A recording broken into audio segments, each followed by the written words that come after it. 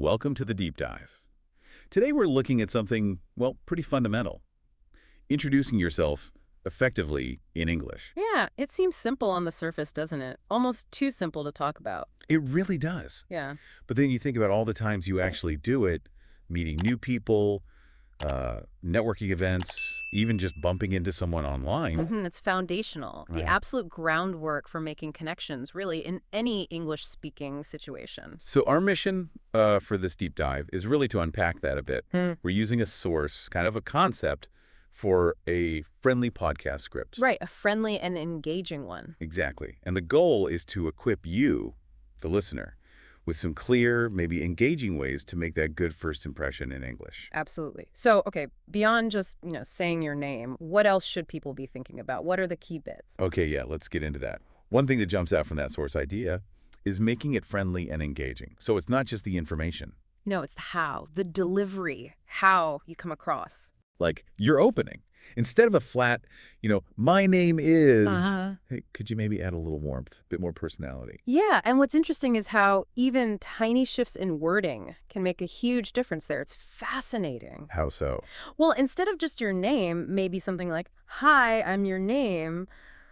It's really great to meet you." See? That little extra bit. Ah, okay. It does that. signals openness, right? Precisely. It just feels more welcoming immediately. Yeah, that makes sense. And related to that, I suppose, is clarity. Just Yeah. making sure people can actually understand you, especially your name. Oh, definitely. Clear pronunciation right from the start avoids that awkward, sorry, what was that again? Moment. Smooths the way. Gets rid of that initial friction. Exactly. And if we zoom out a bit, a clear and friendly start like that, well, it encourages people to actually talk more. Right. They're more likely to remember you, maybe want to keep the chat going if that first interaction felt, positive and easy. It lowers the barrier to entry for the conversation. So it's about being clear and also approachable. Now, the source material, it was brief, but it also mentioned the engaging part. How do you actually do that? Make it more than just facts. Good question. Engagement isn't just one thing, is it? It could be maybe briefly mentioning something relevant, something you share in that moment, Okay. or perhaps asking a simple open-ended question back after you've said who you are. Right. That shifts it. It Yeah. goes from just being about me to creating a little back and forth.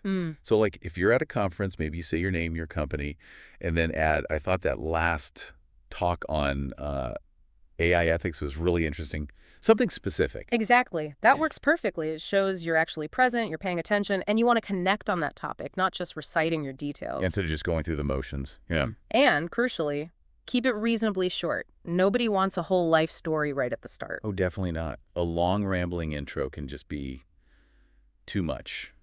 Overwhelming. Right. Brevity is good. It respects their time, makes your main point who you are easier to catch and remember. Short, sweet. Focused on making a nice, positive initial link. So, if we're wrapping up this deep dive, the key takeaway seems to be that a good English introduction is, well, more than just your name. Yeah, it's about being clear Uh-huh. and Right. finding some small way to be, engaging, to open the door for more conversation. That sums it up nicely. Being clear, friendly, and just a little bit engaging. And it's definitely something worth, practicing a little.